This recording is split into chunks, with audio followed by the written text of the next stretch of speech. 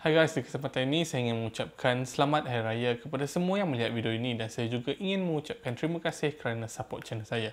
Okey, tanpa melengah, hari ini saya akan bercakap tentang monitor dari Gigabyte iaitu Gigabyte M27Q.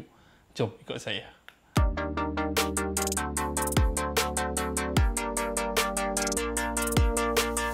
Setelah menggunakan monitor ini selama lebih daripada 3 minggu, saya tidak merasa untuk menukar kembali kepada monitor lama saya. Akan tetapi, apakan daya, ini hanyalah loan unit daripada Gigabyte dan terima kasih kepada Mr. Tango kerana meminjamkan monitor ini. Monitor ini adalah sebuah monitor pertama yang mempunyai KVM switch built-in di dalamnya. Selain itu, spec to price ratio juga mempunyai ratio yang saya boleh katakan seimbang. Senang cerita, anda dapat apa yang anda bayar dan ianya sangat berbaloi. Apabila anda membuka kotak, terdapat monitor itu sendiri, monitor stand, beberapa kabel seperti HDMI, DisplayPort, USB kabel untuk kegunaan KVM dan power brick. Terdapat juga multiple type of power adapter included dekat dalam ni, iaitu daripada jenis US dan UK. Daripada nama model, anda mungkin sudah tahu yang monitor ini datang dengan saiz sebesar 27 inci dengan resolution 1440p, impressive 170Hz refresh rate at 0.5 ms dan peak brightness of 350 nits. Skrin ini menggunakan skrin jenis IPS. Ini bermakna great viewing angle dan rich deep black color. Tentang color, motherboard ni cover 97% Adobe RGB color. Jadi anda boleh menggunakan skrin ini bukan sekadar untuk bermain video game, akan tetapi anda juga boleh menggunakan untuk color work. Monitor ini juga mempunyai AMD FreeSync Premium Adaptive Technology. Ia juga boleh digunakan dengan Nvidia G-Sync tanpa ada masalah.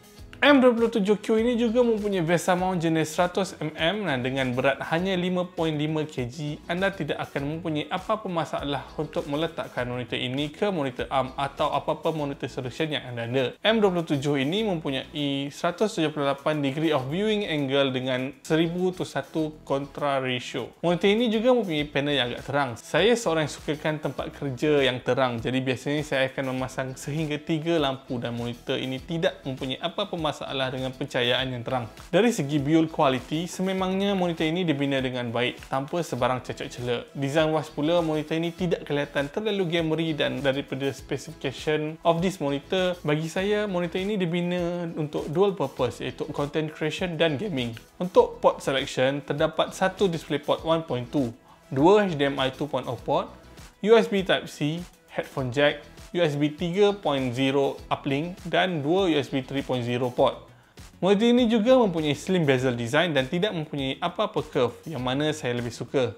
Untuk monitor stand, anda boleh tukar tahap ketinggian sehingga 130mm dan tilt screen dari negatif 5 degree sehingga 20 degree angle. Akan tetapi, saya ini tidak membenarkan anda untuk adjust kadar rotation. Jadi, anda tidak boleh menggunakan monitor ini secara menegak. Okey, di bahagian kanan belakang monitor ini terdapat joystick untuk anda mengakses menu sistem yang ada dan ianya sangat mudah digunakan. Akan tetapi, jika anda tidak suka menggunakan joystick tersebut, Gigabyte sudah membina satu program yang dipanggil OSD Sidekick. Basically, the same function bila anda menggunakan joystick, tapi lebih menyenangkan kerana anda hanya menggunakan mouse. Akan tetapi, program ini khas untuk Windows saja setakat ini. Okey, di segi workplace saya, terdapat lebih daripada satu komputer dan KVM switch adalah satu feature yang saya suka. Jadi, apa itu KVM switch? KVM adalah satu akronim bagi keyboard, video dan mouse. KVM membolehkan anda untuk menggunakan satu mouse dan satu keyboard untuk mengawal dua separate sistem yang berbeza tanpa anda perlu cabut mouse dan keyboard tersebut. Untuk menggunakan KVM switch ini, komputer anda harus mempunyai USB Type-C dan seperti contoh di sini, dengan hanya sekali tekan, saya boleh mengawal laptop saya menggunakan mouse dan keyboard yang sama.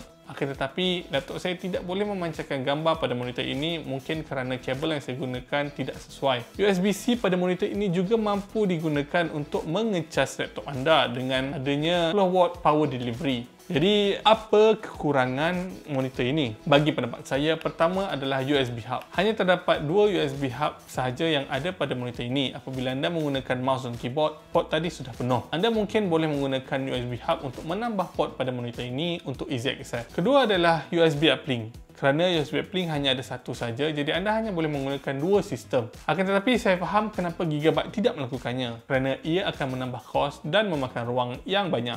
Untuk harga, monitor ini dijual dengan harga $1,849 pada masa saya merakam video ini. Anda boleh mendapatkan produk ini dengan menekan link di bawah. Sampai di sini saja video saya pada kali ini. Jadi jika anda suka video seperti ini, jangan lupa like, share dan subscribe.